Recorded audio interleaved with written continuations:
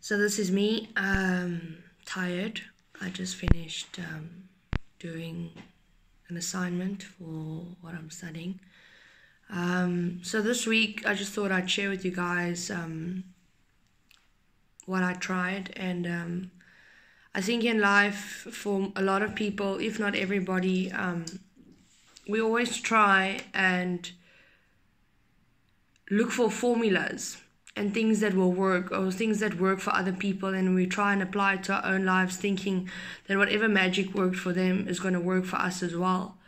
And I'm not saying that something else that worked for someone won't work for you, but to me, at the end of the day, it comes down to you have to figure out whatever works for you in whatever situation.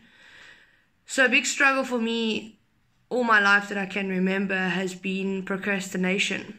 So it's so easy for me to talk myself out of something instead of talking myself into something. So I would always say, yeah, I can just do it later, or I can just do it tomorrow. Or I'll always find an excuse for myself. Like I'll have this conversation with myself in my head and always, like I said, talk myself out of doing something. So for me, that's basically the reason for that is that I think is because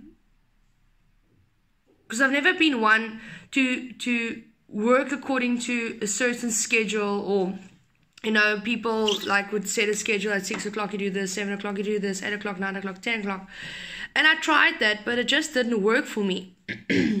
So I kind of came to this conclusion: the only way that you're going to figure out what works for you and what will help you to achieve what you want to achieve at the end of the day is to try different things, and to know that not everything you try is going to work. For me, like 95% of the things that I tried didn't work for me.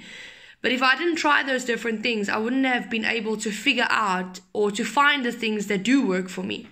So for me, what works now, and then what I experimented with this week, is they call it hustling in spurts. So what you do is, instead of saying you're going to, example, study from 1 to 3, the average person can only concentrate for about 45 minutes. So by hustling in spurts, you take an hour and you set 45 minutes out of that hour you spend on studying or reading or what it is, the important thing that you need to do. Then you take a break. So for 15 minutes, you play with the dogs, you have something to eat, you make yourself a cup of coffee, you go walk in the garden, just to take that break away. Then you come back for another 45 minutes. And it really has been working for me to do big tasks and important tasks in 45-minute slots. And also, when I take a break, I would watch, say, a series, an episode, which is between 40-45 minutes, and then only do that for 45 minutes. And when I read, also for 45 minutes. And when I meditate, I try between half an hour and 45 minutes. So I just thought that I would share that like light bulb moment for me with people. And if there's people that out there that are also struggling with procrastination and not getting things done, even though you want to, but you don't have that motivation on the inside of you to actually get to a point to actually do it. So for me, in my mind, this thing that it creates is, it's only 45 minutes. So sometimes in the middle of the 45 minutes, I would be like, oh, I'm not in the mood to do this. And I'm like, just stop and finish, So what I do, I also put a timer on my phone. Like I put a countdown timer of 45 minutes. So when I look at my phone and I see, okay, there's like 25 minutes left, and I'm like, just come on, man. Just finish this 25 minutes. And when it's done, you can do whatever you want, play with the dog, have a cup of coffee, or do whatever you want to do.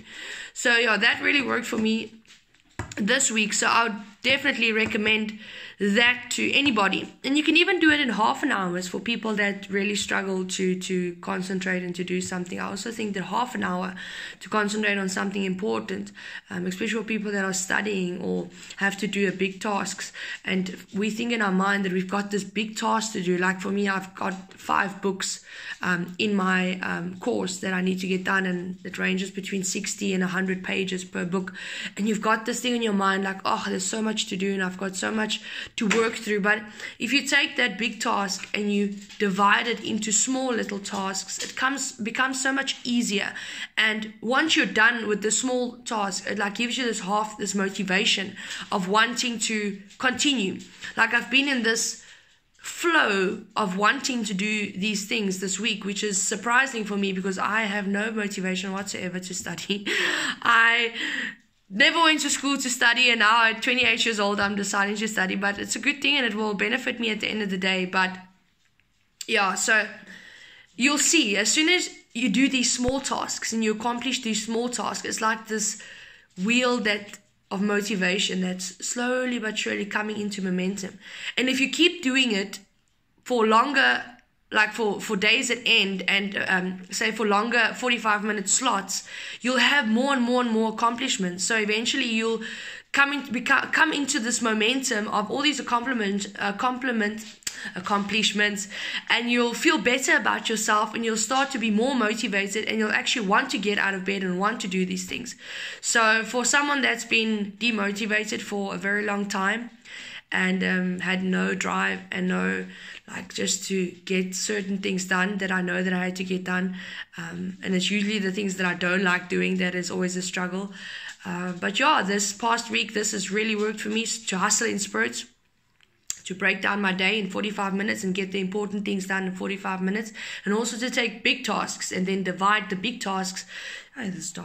Divide big tasks into those 45 minutes, but also don't forget to take those 15 minutes or 10 minutes or whatever, the breaks that you take, to do something that you enjoy, even if it's just making a cup of coffee or playing with the dog or walking in the garden or texting your friend or whatever it is, that you just take a breather for that moment. That's also very important. So yeah, that's my 10 cents for this week.